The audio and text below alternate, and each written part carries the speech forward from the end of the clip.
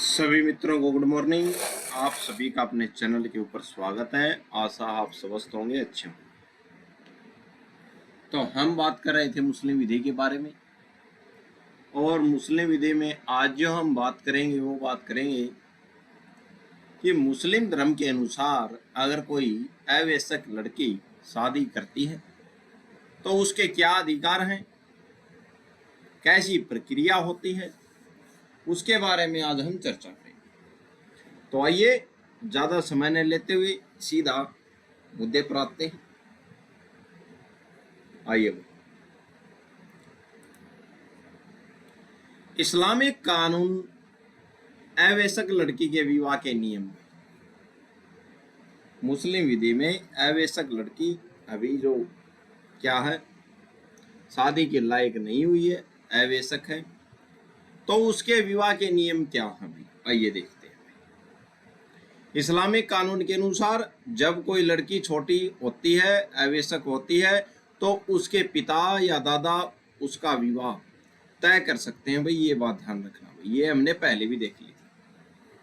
तो कौन तय कर सकते हैं? एक तो उसका पिता और एक उसका दादा। आमतौर पर इस विवाह को तोड़ा नहीं जा सकता। भाई आमतौर पर तो इस विवाह को तोड़ा नहीं जा सकता जब उसके पिता या दादा शादी करते हैं तो। लेकिन कानून ने दो खास परिस्थितियां दी है, ध्यान रखना भाई, दो खास परिस्थितियां ऐसी दी है कानून ने जहां लड़की बड़ी यानी कि बालिग होने पर इस विवाह को मानने से क्या कर सकती है? इनकार कर सकती है। कौन सी परिस्थितियां हैं वो दो जिसमें दादा या पिता द्वारा शादी की गई को भी चुनौती दी जा सकती है? आइए भाई, विवाह रद्द कराने की दो क्या है भाई, शिस्तियां हैं। ये दोनों क्या है? अपवाद है भाई, ठीक है। कौन कौन से परिस्थितियां हैं दो? नंबर एक, पिता या दादा की लापरवाही या गलत नीयत हो। अगर किसी बच्ची की शादी निकाह पिता या दादा की लापरवाही या गलत नीयत से अगर किया गया है तो उसको लड़की बालिग होने पर चुनौती दे सकती है। अगर पिता या दादा ने लड़की के भले के बारे में न सोचा हो या जानबूझकर लापरवाही की हो या उनकी नीयत ठीक न रही हो तो क्या है, इस शादी को चुनौती दी जा सकती है भाई मुस्लिम धर्म में। पहली बात। बात नंबर दो, लड़की को नुकसान। ये दोनों अपवाद है। वैसे तो आम स्थिति में अगर दादा और पिता ने अगर शादी कर दी है तो वो क्या है, वो शादी मान्य होती है, ठीक है। लेकिन अगर लड़की जो है बड़ी हो गई तो दो स्थितियां, दो अपवाद ऐसे दिए जिसमें वो शादी को रद्द करा सकती है। पहला हमने देखा, गलत नीयत हो या लापरवाही हो भी दादा या पिताजी की, ठीक है। बात नंबर दो, लड़की को नुकसान हुआ हो इस शादी से। अगर उस शादी की वजह से लड़की को बहुत ज्यादा नुकसान या परेशानी हो रही हो तो भी लड़की इस शादी को रद्द करवाने के लिए याचिका डाल सकती है, आवेदन कर सकती है, ठीक है। दोनों परिस्थितियां देख ली जिसमें पिता या दादा द्वारा की गई शादी को भी रद्द कराया जा सकता है भाई मुस्लिम धर्म में। आपके उदाहरण के बारे में देखते हैं हम, एक उदाहरण देखते हैं। एक शिया लड़की का पिता ने उसका निकाह किसी सुन्नी लड़के से करवा दिया भाई, ठीक है भाई, करवा दिया। जब लड़की बड़ी हुई, अब तक तो ये नाबालिग थी, अवयस्क थी, तो जब लड़की बड़ी हुई तो उसे महसूस हुआ कि इस शादी की वजह से उसके मजहब यानी कि धार्मिक भावनाओं को बहुत ठेस पहुंची है और उसे बहुत नुकसान हो रहा है। इसलिए लड़की क्या कर सकती है? आवेदन कर सकती है शादी रद्द का। बात नंबर दो, कानून का फैसला। अदालत ने कहा कि चूंकि इस शादी से लड़की को बहुत गहरा नुकसान और धार्मिक परेशानी हुई है, इसीलिए उसे अधिकार मिलना चाहिए कि वह बड़ी होने के बाद इस शादी को अस्वीकार कर सके, रद्द कर सके। ये अदालत का फैसला, ठीक है। तो रद्द करवाया जा सकता है। ये हमने एक उदाहरण देखा। सीधी बात, अगर पिता द्वारा तय की गई शादी लड़की के भविष्य या उसके धार्मिक अधिकारों के लिए हानिकारक साबित होती है तो बड़ी होने पर लड़की को उस शादी से बाहर निकलने का हक है। ये बात ध्यान रखना भैया, ठीक है। आगे चर्चा करते हैं। इस्लामिक कानून में अवैसक विवाह क्या होता है? आइए, अन्य अभिभावकों द्वारा किए गए विवाह के नियम में, ठीक है। तो अगर पिता और दादाजी को छोड़कर अन्य कोई रिश्तेदार किसी की शादी करता है, ठीक है, वो अवैसक है। तो किसी अवैसक की शादी करता है कोई भी रिश्तेदार पिता और दादा को छोड़कर, ठीक है, तो जो वो अभिभावक हैं उनके द्वारा किए गए विवाह के नियम क्या हैं, उन पर अब हम चर्चा करते हैं। आइए, पिता और दादा के अलावा अगर किसी अन्य अभिभावक जैसे भाई, चाचा, माता आदि ने अवैसक का विवाह तय किया, जो क्या है वैसक नहीं है अभी, तो नियम अलग है। तो क्या नियम होंगे, आइए देखते हैं। नंबर 1, पिता और दादा के अलावा अन्य अभिभावक जैसे भाई, चाचा अगर शादी तय करते हैं तो नंबर 1 वही क्या है, अधिकार में। लड़की के बालिग होते ही उसके पास, लड़की हो या लड़का, उसके बालिग होते ही, ठीक है, वो बड़ी होते ही, बालिग होते ही उसके पास यह होता है कि वह इस शादी को ना कह दे, ठीक है। तो अगर पिता और दादाजी को छोड़कर अगर कोई भी अभिभावक होगा और उसने शादी कर दी है वैसक की, तो लड़की जब बालिग हो जाती है तो होते ही उसके पास ये अधिकार आ जाता है कि वो चाहे तो उस शादी को रद्द करा सकती है भाई, ठीक है। लेकिन ये किसके बारे में है, ये अभिभावकों के बारे में है, ठीक है। उसे कोई ठोस कारण बताने की भी यहाँ पे क्या है, जरूरत नहीं होती, ठीक है। नंबर 2 भाई, शिया कानून। शिया कानून में तो पिता दादा को छोड़कर किसी और द्वारा की गई शादी को मान्यता ही नहीं है। ये बात ध्यान रखना, शिया कानून बोलता है कि पिता और दादा ही क्या कर सकते हैं भाई, निकाह करते हैं, बाकी कोई भी व्यक्ति हो निकाह नहीं कर सकता है। ऐसे व्यक्ति को फजूली अनधिकृत व्यक्ति कहा जाता है, पिता और दादा को छोड़कर, यानी जिसे शादी तय करने का हक ही नहीं था, इसे फिजूली व्यक्ति कहते हैं। किस कानून में, शिया कानून। अदालत का रुख क्या होगा, आइए देखते हैं। लाहौर हाईकोर्ट ने साफ कहा कि अगर पिता दादा के अलावा किसी और ने शादी कराई है तो लड़की के बालिग होते ही उसका फैसला ही आखिरी होगा। किसका फैसला, लड़की का, ठीक है।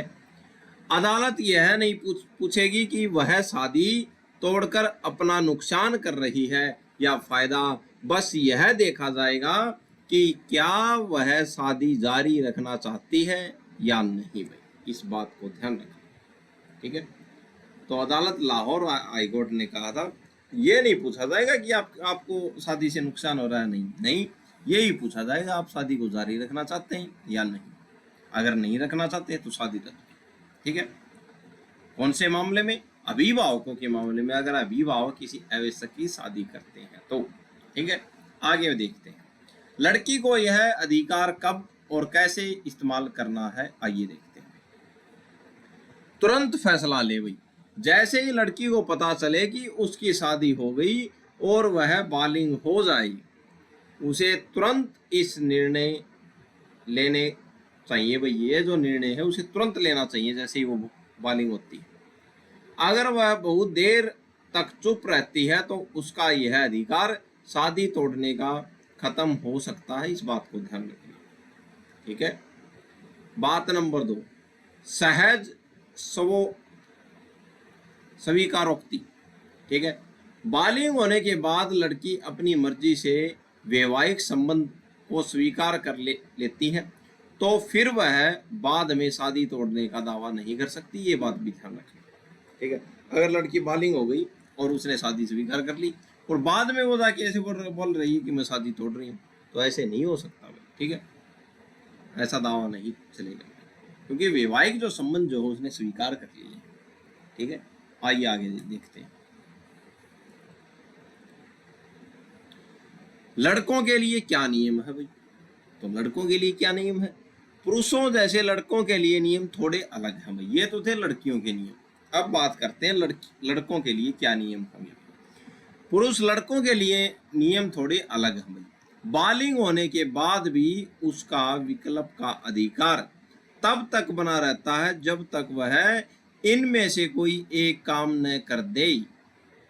ठीक है, तो बालिग होने के बाद भी जो लड़के जो हैं उनका विकल्प का अधिकार तब तक बना रहता है जब तक वह इनमें से कोई एक काम न कर दे। कौन सा?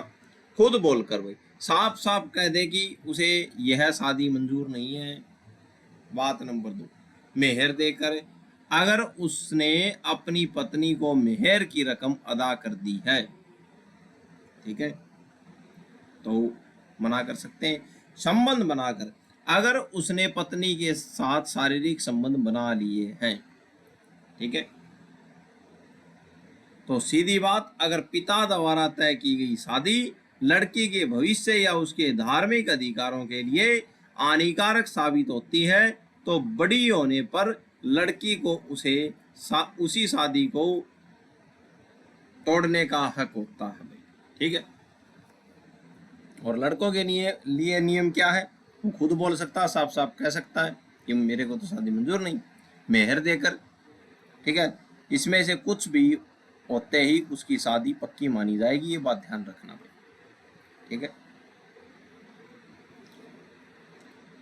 तो लड़कों में क्या है, अगर लड़के ने खुद बोल दिया कि क्या है, साफ साफ कह दिया कि यह शादी मंजूर है भाई, ठीक है, तो ये शादी मान्य होगी। अगर मेहर दे दिया और लड़की ने ले लिया तो शादी मान्य होगी, और अगर उसने शारीरिक संबंध बना लिए तो शादी क्या होगी? मान्य होगी। ठीक है, तो अगर तीनों स्थितियों में कौन सा भी हो जाता है, जब वो बालिग होता है, लड़का बालिग होते ही, पहले नाबालिग था वो बालिग हो गया, अगर तीनों स्थितियों में कोई भी काम कर देता तो शादी क्या हो जाएगी? मान्य हो जाएगी। ध्यान रखना, पक्की मानी जाएगी शादी। ठीक है, इसका असर क्या होता है? अगर लड़की या लड़का बालिग होने पर शादी को अस्वीकार कर देते हैं तो कानून की नज़र में वह विवाह शून्य हो जाता है भाई। इसका मतलब यह माना जाता है कि वह शादी कभी हुई नहीं थी। ये इस बात को ध्यान रखना भाई। ठीक है, आगे चर्चा करते हैं। आइए, इस्लामिक कानून के तहत अवैसक लड़की को शादी तोड़ने का अधिकार कहां से मिलता है? आइए देखते हैं। मुस्लिम डिसोल्यूशन ऑफ मैरिज एक्ट 1939 के तहत नियम क्या है? तो 1939 का act, Muslim of marriage act 1939 के तहत क्या नियम है? आइए देखते हैं। अगर किसी मुस्लिम लड़की की शादी बचपन में हुई थी तो उसे शादी तोड़ने का हक तब मिलेगा जब ये 3 शर्तें वो पूरी करे। ठीक है, तभी मिलेगा उसको शादी तोड़ने का हक। अगर उसकी बचपन में शादी हो गई थी तो उसे शादी तोड़ने का जो क्या है हक है तब मिलेगा जब ये 3 शर्तें पूरी करे। बात नंबर 1, शादी बहुत छोटी उम्र में हुई हो, ये बात ध्यान रखना। बात नंबर 1, तब वो शादी तोड़ सकती है। 15 साल से कम, जब शादी हुई तब लड़की की उम्र 15 साल से कम थी। बात नंबर 1। बात नंबर 2, शादी नहीं चाहिए। 18 साल से पहले लड़की को अपने 18वें जन्मदिन से पहले यह फैसला ले लेना चाहिए, यानी कि 18 साल की हुई है उससे पहले ही ले ले वो। ठीक है, 17.5 की होने के बाद ले ले। ठीक है, लड़की को अपने 18वें जन्मदिन से पहले यह फैसला ले लेना होगा कि उसे यह शादी मंजूर नहीं है, और अदालत को सूचित कर दे कि वह इस विवाह को अस्वीकार करती है। अगर वो 18 साल की हो गई तो भी शादी क्या होगी? मानी जाएगी। इस बात को ध्यान रखना भाई। तीसरी शर्त भी सबसे जरूरी शर्त, शारीरिक संबंध बनाना। शादी के बाद पति पत्नी के बीच शारीरिक संबंध बिल्कुल भी नहीं बने होने चाहिए। ये तीसरी शर्त है भाई इसमें, मुस्लिम विधि में।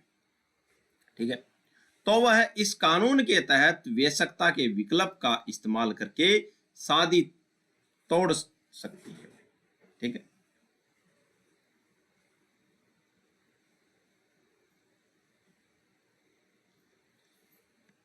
तो ये 3 शर्तें हैं।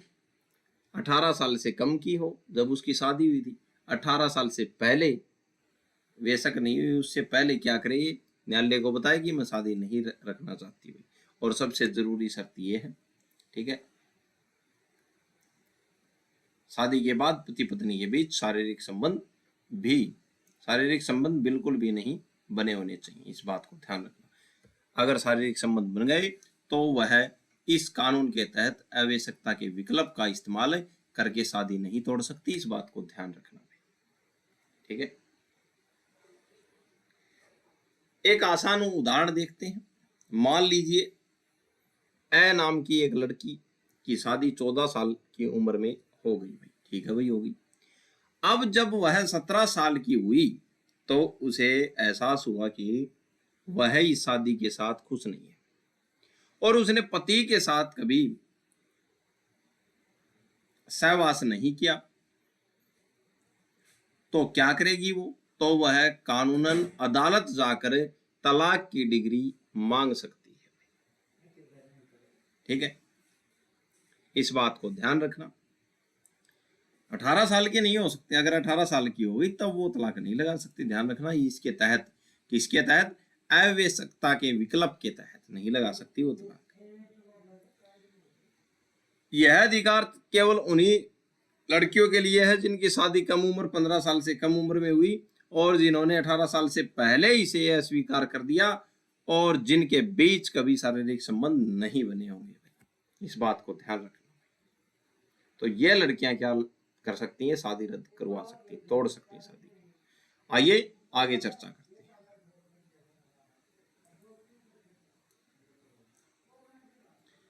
अगर संबंध बन गए हैं, ये भी ध्यान रखना, यहाँ पे पॉइंट दे रखा है, अगर संबंध बन गए हैं तो वह आवश्यकता के विकल्प के तहत क्या है?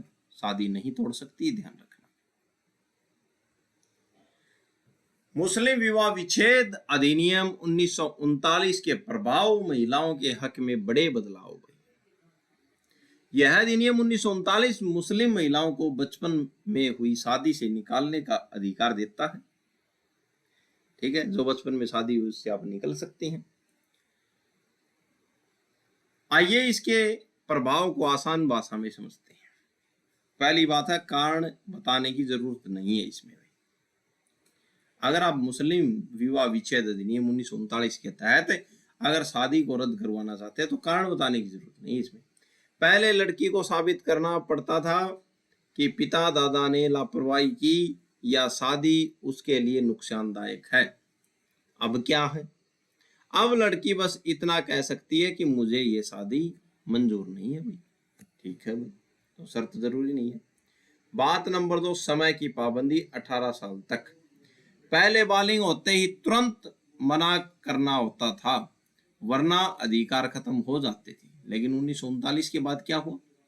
अब उसके पास 18 साल की उम्र होने तक का पूरा समय है, ठीक है, शादी को अस्वीकार करने के लिए, ठीक है भाई।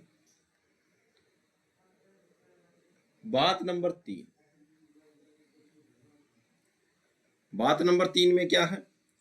कानूनी मान्यता, कोर्ट की डिग्री। भाई जब तक कोर्ट से तलाक की डिग्री, जब तक कोर्ट से तलाक की डिग्री नहीं मिल जाती तब तक वह शादी कानूनी रूप से मान्य और बंधनकारी मानी जाएगी। ये बात भी ध्यान रखना भाई। सिर्फ मन में सोच लेने से तलाक नहीं होता, इसके लिए अदालत जाना पड़ता है, जाना जरूरी है, ठीक है। 3 बातें देखिए हम। चौथी बात है तलाक की प्रक्रिया। यह अधिकार पाने के लिए लड़की को कोर्ट में केस वाद करना होगा और कोर्ट से तलाक का ऑर्डर लेना होगा। कोर्ट की डिग्री मिलने के बाद ही विवाह समाप्त माना जाएगा, इस बात को ध्यान रखना। बात नंबर 5, पूर्ण अवस्था और अधिकार। अगर 15 साल की उम्र से पहले ही शादी के बाद पति पत्नी के शारीरिक संबंध बन गए हैं तो लड़की अपना अधिकार नहीं खोती क्योंकि वह बहुत छोटी थी, इस बात को भी ध्यान रखना है। लेकिन अगर 15 साल से पहले बने हैं तो कोई दिक्कत नहीं, क्योंकि वो बहुत छोटी थी उस समय, अधिकार कहाँ पे खो दिया उसने। लेकिन अगर 15 साल की उम्र पूरी होने के बाद लड़की अपनी मर्जी से शारीरिक संबंध बनाती है तो माना जाएगा कि उसने शादी स्वीकार कर ली है। ऐसे में उसका शादी तोड़ने का अधिकार खत्म हो जाएगा। ये बात भी ध्यान रखना। 15 साल से कम है तो अधिकार खत्म नहीं। अगर 15 साल से पूरी होने के बाद शारीरिक संबंध बना लिए सहमति से तो क्या है, वो शादी मानी जाएगी। यह कानून सिर्फ महिलाओं के लिए है। यह अधिनियम केवल मुस्लिम महिलाओं को तलाक का अधिकार देता है। ठीक है, कौन सा? मुस्लिम विवाह विच्छेद अधिनियम 1939। पुरुष इस कानून का फायदा नहीं उठा सकते। पुरुषों के लिए आज भी पुराने मुस्लिम कानून लागू होते हैं भाई, ये ध्यान रखना। ठीक है, तो यह कानून मुस्लिम महिलाओं को एक शक्तिशाली सुरक्षा कवच देता है। पहले की तुलना में अब उनके लिए बचपन की शादी से निकलना बहुत आसान और स्पष्ट हो गया। बेशर्ते उन्हें 18 साल से पहले कोर्ट में तलाक की गुहार लगानी होगी।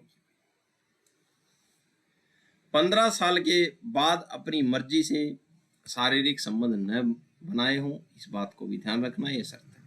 यह कानून महिलाओं के अधिकारों की सुरक्षा और उनके भविष्य को बेहतर बनाने की दिशा में एक बड़ा कदम है। ठीक है, आइए आगे चर्चा करते हैं।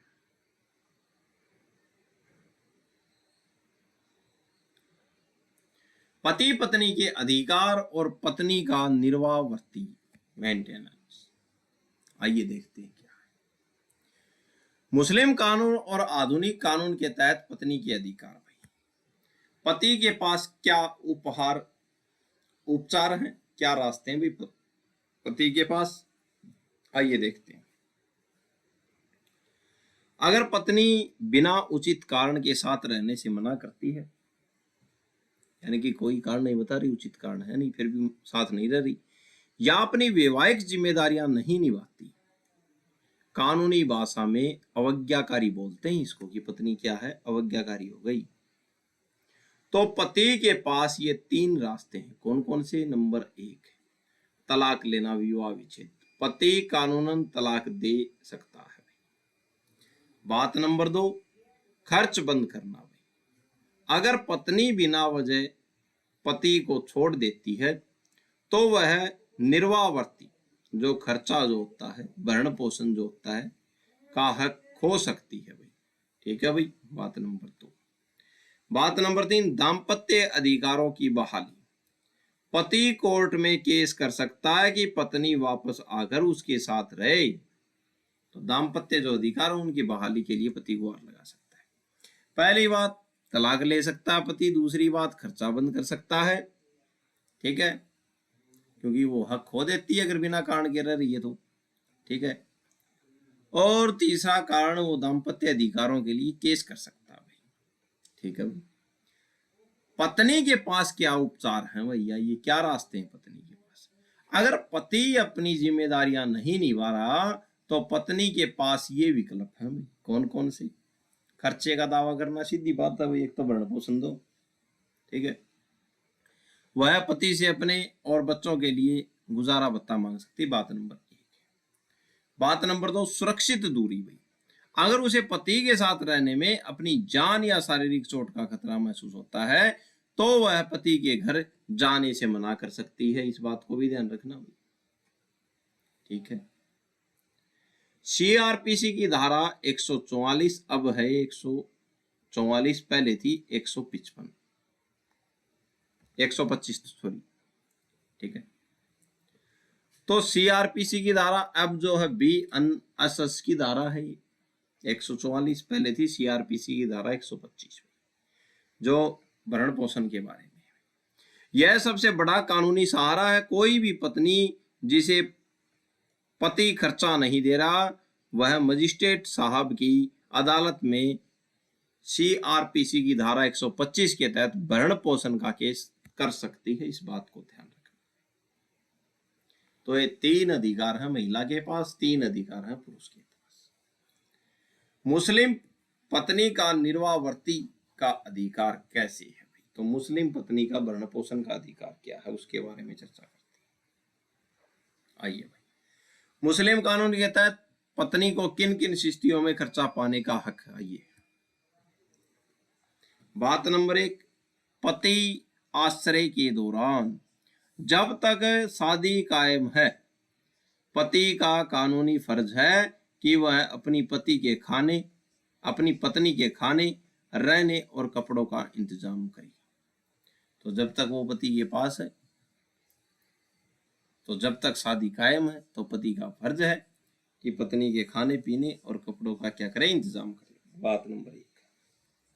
बात नंबर 2, वेदव के दौरान भाई, यदि पति की मृत्यु हो जाती है, विधवा हो जाती है भाई पत्नी, यदि पति की मृत्यु हो जाती है तो पत्नी को पति की संपत्ति में हिस्सा मिलता है।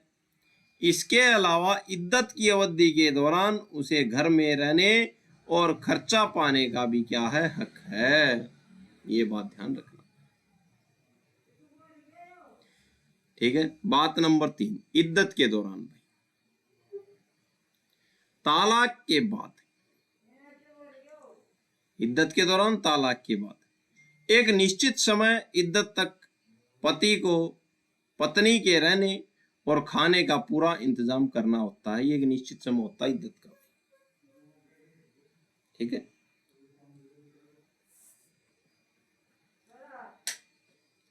बात नंबर 4, विवाह विच्छेद के बाद 1986 के मुस्लिम महिला यानी कि तलाक पर अधिकारों का संरक्षण अधिनियम के तहत तलाक के बाद भी महिला को इद्दत के दौरान उचित खर्चा पाने का कानूनी हक है। तो 1986 का मुस्लिम महिला अधिनियम के तहत, साथ ही मेहर की पूरी रकम और उपहार जो शादी में मिले थे उन्हें वापस पाने का अधिकार भी है, ध्यान रखना, ठीक है। तो ये 4 स्थितियां बताई। पहला, पति के साथ रह रही है, शादी कायम है, तब तक उसको भरण पोषण का अधिकार है। विधवा है तो पति की संपत्ति में हिस्सा होगा। इद्दत के दौरान एक निश्चित समय होता है, उस समय भरण पोषण देना होता है। विवाह विच्छेद के दौरान 1986 के मुस्लिम महिला अधिनियम के तहत भी खर्चा देना पड़ता है पति को, ठीक है।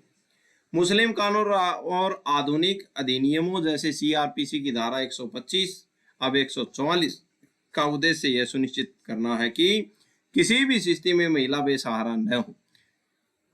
शादी के दौरान पति की जिम्मेदारी है कि वह उसका ख्याल रखे, और यदि शादी टूटती है तो भी कानून उसे इद्दत तक और उसके बाद भी अपनी आर्थिक सुरक्षा के लिए अधिकार देता है, ठीक है। तो पति की जिम्मेदारी, पत्नी के अधिकार, खर्चा, सुरक्षा और सम्मान, कोर्ट का सहारा, अपने अधिकार के लिए हमेशा उपलब्ध। कानून का उद्देश्य महिलाओं को आर्थिक और सामाजिक सुरक्षा देना है, ठीक है। आगे चर्चा करते हैं।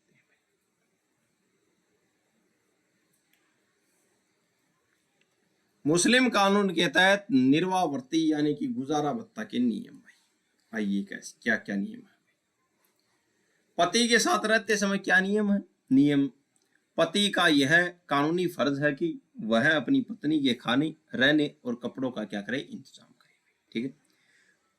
पत्नी को पति की बात माननी चाहिए और उसके साथ रहना चाहिए। अपवाद क्या है, कब पति खर्च देने से मना कर सकता है, ध्यान रखना। आइए, अगर पत्नी बिना किसी ठोस वजह के पति के साथ रहने से मना करे या उसके आदेशों की अवहेलना करे तो पति खर्चा देने के लिए बाध्य नहीं है। इस बात को ध्यान रखना, खर्चा नहीं देगा।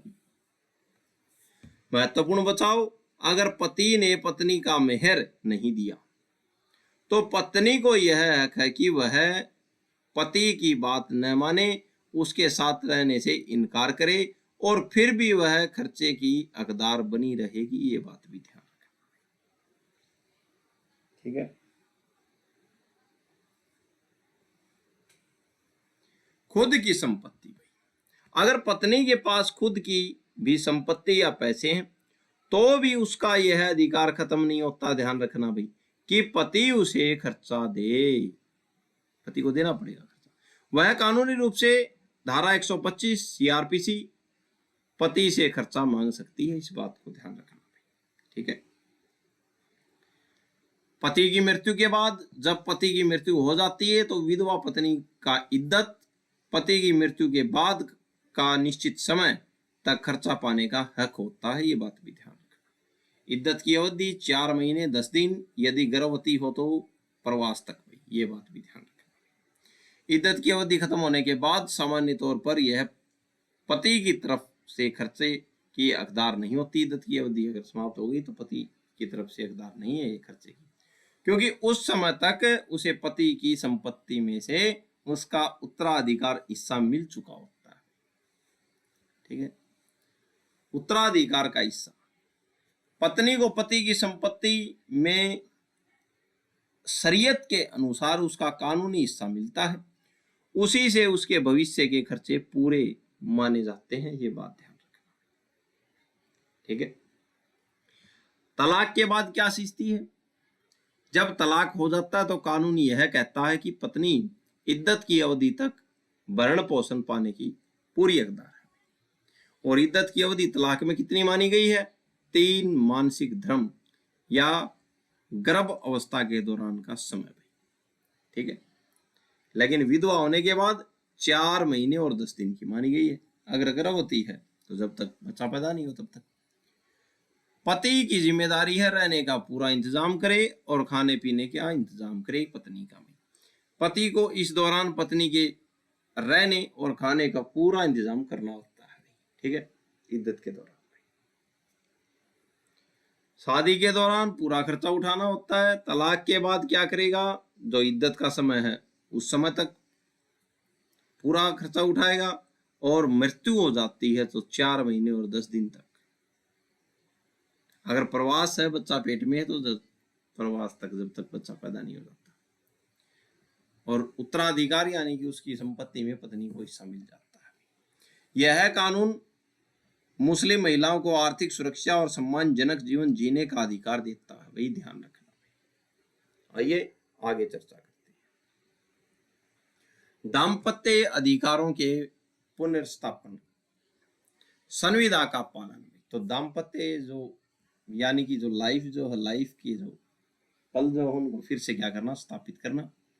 दाम्पत्य अधिकारों को फिर से बसाना, उजड़े घर को फिर से बसाना भाई। आइए देखते हैं क्या है भाई संविदा का पालन। यह क्या है? मुस्लिम कानून में विवाह एक समझौता है यानी कि संविदा है। अगर पति या पत्नी में से कोई एक बिना किसी वाजिब यानी कि वैध कारण के एक दूसरे से अलग हो जाता है और साथ रहने से मना कर देता है, तो दूसरा पक्षकार जो होता है कोर्ट में जाकर यह मांग कर सकता है कि कोर्ट उसे वापस साथ रहने का आदेश दे। इसी को दाम्पत्य अधिकारों के पुनर्स्थापन का वाद कहते हैं भाई। ये केस किया जाता है न्यायालय में जाके। ठीक है। इसी को क्या कहते हैं? दाम्पत्य अधिकारों के पुनर्स्थापन का वाद कहते हैं। अगर पति कोर्ट जाए तो पत्नी का क्या बचाव कर सकती है? अगर पति कोर्ट में चल गया कि बिना बात के रह रही है मिलोट साहब, ये अलग है, और मैं केस ऐसे किया है कि मेरे साथ रही, तो पत्नी के का क्या बचाव होगा? डिफेंस क्या कर सकती है पत्नी? शादी ही अवैध है तो पत्नी क्या बोलेगी? सर ये शादी अवैध है। पत्नी कह सकती है कि हमारा निकाह ही कानूनन मान्य नहीं है। अगर निकाह की कानूनी शर्तें पूरी नहीं हुई हैं तो पति को पत्नी को वापस लाने का कोई अधिकार नहीं है। ध्यान रखना। यानी कि शादी अवैध है। अब शादी अवैध कैसे हो गई? शादी अवैध ऐसे हो गई क्योंकि हमारे जो है तो शादी जो है, निकाह की कानूनी शर्त जो होती है वो पूरी ही नहीं हुई है, तो शादी अवैध अपने आप हो गई। केस देखते हैं। बाख बीवी बनाम कायम दीन केस। क्या केस था? कायम दीन। लाहौर हाई कोर्ट का निर्णय आया था इसमें। क्या केस था? आइए देखते हैं घटना क्या थी। एक मुस्लिम महिला ने इद्दत यानी कि तलाक या पति की मृत्यु के बाद का निश्चित समय के दौरान ही दूसरे पुरुष से शादी कर ली। ठीक है, तो इद्दत पूरी हुई नहीं थी, उसी टाइम पे उसने शादी कर ली भाई, इद्दत की अवधि में। ठीक है, अभी कर ली। कानूनन इद्दत के दौरान शादी करना अनियमित माना जाता है। ठीक है, कोर्ट का फैसला क्या था? जब बाद में उस पति ने अपनी पत्नी को वापस लाने के लिए कोर्ट में केस किया तो लाहौर हाई कोर्ट ने कहा कि यह शादी ही शुरू से अनियमित है, शुरू से ही सुनने। ठीक है, परिणाम क्या था? कोर्ट ने साफ कर दिया कि जो शादी कानूनन गलत तरीके से यानी कि इद्दत के दौरान हुई हो उसमें कोर्ट पति का साथ नहीं दे सकता, इसलिए पति को पत्नी को वापस पाने का अधिकार नहीं मिला। भाई ध्यान रखना, जबरदस्त बात कही थी इस केस में। निष्कर्ष की बात करें, अगर पति पत्नी में से कोई एक दूसरे को छोड़कर चला जाए तो जो पक्षकार पीड़ित है वह कोर्ट से मदद मांग सकते हैं भाई, लेकिन कोर्ट तभी मदद करेगा जब वह शादी कानूनन रूप से पूरी तरह से सही है। अगर शादी में ही कोई कानूनी कमी है जैसे इद्दत के दौरान शादी, तो कोर्ट पति या पत्नी को जबरदस्ती साथ रहने के लिए नहीं कह सकता। इस बात को ध्यान रखना। यह वाद सिर्फ तब सफल होगा जब विवाह वैध और कानूनी रूप से मान्य हो। कोर्ट किसी को जबरदस्ती साथ रहने के लिए बाध्य नहीं करती, ये बात ध्यान रखना। ठीक है, आइए आगे चर्चा करते हैं। दाम्पत्य अधिकारों के पुनर्स्थापन। पति का अधिकार असीमित नहीं है। कानूनी निर्दयता होने पर पत्नी को साथ रहने के लिए मजबूर नहीं किया जा सकता। कानूनी निर्दयता का मतलब क्या है? यहाँ पे अगर कानूनी निर्दयता हुई है तो पत्नी को मजबूर नहीं किया जा सकता कि आप साथ ही रहो। इससे कि वाद डाला है तो दाम्पत्य जो अधिकारों के पुनर्स्थापन के लिए कोर्ट ने बोल दिया कि साथ रहो, तो ऐसे नहीं है, कानूनी निर्दयता हुई है। क्या है ये कानूनी निर्दयता? ये देखते हैं। अगर पत्नी कोर्ट में यह साबित कर दे कि पति का व्यवहार ऐसा है जिससे उसकी सेहत या सुरक्षा खतरे में है तो कोर्ट पति का केस खारिज कर देगी। भाई केस का क्या नाम था? मुंशी बुजलुर रहीम बनाम सेम सुनीसा बेगम। ठीक है, इस केस में क्या कहा था? इस केस में कोर्ट ने कहा कि अगर हिंसा का डर है तो पति को पत्नी को वापस लाने का अधिकार नहीं दिया जा सकता। भाई ठीक है, दूसरी शादी और अन्याय। दूसरी शादी और अन्याय। इतवारी बनाम मुस्मात असगरी। इतवारी बनाम मुस्मात असगरी का केस था।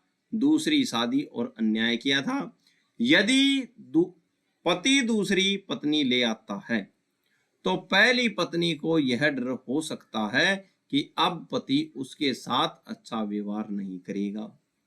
अगर कोर्ट को लगता है कि दूसरी शादी के बाद पत्नी को पति के साथ रहने के लिए मजबूर करना अन्याय होगा तो कोर्ट पति की मांग को ठुकरा सकता है। इस बात को ध्यान रखना, ठुकरा देगा भाई कोर्ट। ठीक है, ये बात ध्यान रखना। अगर दूसरी पत्नी लाने के बाद कोर्ट को यह लगता है कि अन्याय हो सकता है तो कोर्ट जो है क्या कर देगा? पति की मांग को ठुकरा देगा दाम्पत्य अधिकारों की पुनर्स्थापना के लिए। आइए आगे बात करते हैं। कानूनी निर्दयता के मुख्य आधार। कब पत्नी मना कर सकती है? किसके लिए? दाम्पत्य अधिकारों के पुनर्स्थापन के लिए कि मैं साथ नहीं रहूंगी। ठीक है, तो कब पत्नी मना कर सकती है? नंबर 1 है झूठे आरोप। ठीक है, अगर पति बिना किसी सबूत के पत्नी पर गलत चरित्र का या पर पुरुष जो दूसरा पुरुष जो है दूसरे पुरुष से संबंध होने का झूठा आरोप लगाता है तो पत्नी मना कर सकती है। कि मैं इसके साथ नहीं रहूंगी। बात नंबर 2, कानूनी परेशानी। अगर पति पत्नी को डराने धमकाने के लिए उस पर बार बार झूठे आपराधिक केस करता है तो पत्नी बोल देगी कि मैं इसके साथ नहीं रहूंगी। मारपीट। अगर पति पत्नी के साथ शारीरिक हिंसा मारपीट करता है तो पत्नी बोल देगी कि मैं साथ नहीं रहूंगी। ठीक। जिम्मेदारियां न निभाना। अगर पति पत्नी की बुनियादी जिम्मेदारियां जैसे आर्थिक सुरक्षा या साथ निभाना को पूरा नहीं करता तो पत्नी क्या कर सकती है, मना कर सकती है कि मैं फिर से इसके साथ नहीं रह सकती। जबरदस्ती। अगर पति पत्नी को डरा धमकाकर उसकी संपत्ति के कागजातों पर साइन करवाना चाहता है तो मना करने पर गाली गलौज या मारपीट करता है तो पत्नी बोल देगी कि मैं इस इंसान के साथ नहीं रहूंगी। तलाक का समझौता। अगर पति ने तलाक देने का समझौता किया हो तो फिर वह साथ रहने का दावा नहीं कर सकता, ये भी बात ध्यान रखना। शादी सम्मान और जिम्मेदारियों का रिश्ता है, अधिकार का नहीं। कानून पत्नी की सुरक्षा, सम्मान और मानसिक शांति को प्राथमिकता देता है। आगे और पॉइंट है, उनको देखते हैं। कब पत्नी दाम्पत्य अधिकारों के पुनर्स्थापन के लिए मना कर सकती है। बात नंबर आगे क्या है, गलत आरोप। ठीक है, गलत आरोप। दाम्पत्य अधिकारों के पुनर्स्थापन के मुकदमे में पत्नी के बचाव के अधिकार। किन परिस्थितियों में पत्नी पति के साथ रहने से मना कर सकती है और कोर्ट पति का दावा खारिज कर सकता है। आइए आगे बात करते हैं, गलत आरोप। अगर पति पत्नी पर झूठा आरोप लगाए कि उसके किसी दूसरे पुरुष के साथ संबंध है तो यह एक बड़ा आधार है कि पत्नी उसके साथ न रहे। बात नंबर ध्यान रखना। नोट। लेकिन अगर पति का आरोप सच साबित हो जाए तो पत्नी को कोई बचाव नहीं मिलेगा, ये बात भी ध्यान रखना भाई। अगर पति ने आरोप लगाया तो वो सच हो गया तो पत्नी को क्या बचाव मिलेगा उसमें, ये बात भी ध्यान रखना। ठीक है। बात नंबर 2, मेहर का पैसा न देना। शादी से पहले अगर अभी तक शारीरिक संबंध नहीं बने हैं और पति ने मुअज्जल मेहर, तुरंत देने वाला मेहर का पैसा नहीं दिया, इसको मुअज्जल मेहर बोलते हैं, तुरंत देने वाला मेहर बोलते हैं इसको, नहीं दिया है तो पत्नी साफ मना कर सकती है कि वह तब तक साथ नहीं रहेगी जब तक मेहर नहीं मिल जाता। इस स्थिति में कोर्ट पति का केस खारिज कर देगा भाई। शारीरिक संबंध के बाद इस बात को ध्यान रखना भाई, अगर दोनों के बीच शारीरिक संबंध बन चुके हैं तो पत्नी मेहर के नाम पर अलग नहीं रह सकती, ये बात भी ध्यान रखना। हालांकि कोर्ट यह आदेश देगी कि पति को मेहर का पैसा चुकाना ही होगा, चाहे पत्नी साथ रहे या न रहे। ठीक है। बात नंबर 3, जाति से बहिष्कार। अगर पति को उसकी बिरादरी या समाज से निकाल दिया गया है, जाति बहिष्कार कर दिया किसका, पति का, तो कोर्ट पति की मांग को ठुकरा सकती है कि पत्नी उसके साथ रहे। ठीक है, तो ठुकरा सकती है मांग कि पत्नी तेरे साथ क्यों रही। बात नंबर 4, आपसी समझौता। तलाक का अधिकार। अगर निकाह से पहले पति ने पत्नी को यह लिखित अधिकार दिया है कि तुम खुद को तलाक दे सकती हो तो यह एक वैध समझौता है भाई, ध्यान रखना। ठीक है। अगर बाद में पति कोर्ट आता है तो पत्नी इस समझौते को बचाव के रूप में पेश कर सकती है, इस बात को भी ध्यान रखना। माता पिता के साथ रहने का समझौता भी। अगर निकाह के समय यह शर्त रखी गई थी कि पत्नी अपने माता पिता के घर ही रहेगी तो कानून की नज़र में यह समझौता शून्य है, इस बात को ध्यान रखना भाई। कानूनी इस समझौते को नहीं मानता भाई, यानी कोर्ट इसे बचाव नहीं मानेगा, ये भी ध्यान रखना। बात नंबर 5, अनुचित संबंध में। मुस्लिम कानून में लियन और जिरह के तहत अगर पति पत्नी का साथ रहना धार्मिक या कानूनी रूप से अनुचित यानी कि अवैध हो गया है तो पति पुनर्स्थापन का मुकदमा नहीं कर सकता। इस बात को ध्यान रखना। धर्म त्याग, अगर पति इस्लाम धर्म छोड़कर किसी दूसरे धर्म में, कोई दूसरे धर्म में चला जाता है, अपना लेता है, तो यह पत्नी के लिए एक वैध आधार है कि वह अब उसके साथ रहने से इनकार कर देगी। ठीक है। विवाह की अस्वीकृति, अगर पत्नी बचपन की शादी को कानूनन, जो हमने पहले पढ़ा था कि 18 साल से पहले, ठीक है, खत्म कर चुकी है, तो वह कोर्ट में यह साबित कर सकती है कि अब वह विवाह नहीं है, अब वह विवाहित नहीं है, सॉरी, ठीक है। इसलिए पुनर्स्थापन का सवाल ही नहीं उठता। भाई विवाहित ही नहीं रही तो पुनर्स्थापन का सवाल कैसे उठ गया, फिर से घर कैसे लेगी, बस आप पति की नपुंसकता, ठीक है। अगर पति शारीरिक रूप से संबंध बनाने में असमर्थ है तो पत्नी इसे आधार बना सकती है कि वह उस पति के साथ नहीं रह सकती। ठीक है। कोर्ट किसी भी महिला को ऐसे पति के साथ रहने के लिए मजबूर नहीं करेगा जिसका व्यवहार क्रूर हो, जो मेहर न देता हो या जिसने शादी की कानूनी शर्तें तोड़ी हो। कानून हमेशा न्याय और पत्नी की सुरक्षा को प्राथमिकता देता है। इस बात को ध्यान रखना। न्याय, पत्नी की सुरक्षा, कानूनी अधिकार में। तो ये जो है आज एक छोटी सी क्लास जो थी वो आपके सामने रही। आशा है आपको समझ में आया होगा। छोटे छोटे पॉइंट थे, आपको एग्जाम में भी देखने को मिलेंगे। सीधा सीधा पहले भी पूछ रखा था, दाम्पत्य मुस्लिम विधि में दाम्पत्य अधिकारों के पुनर्स्थापन की शर्तों के बारे में चर्चा कीजिए। गैलरी एग्जाम में, पिछला जो एग्जाम हुआ था उसमें आया था ये।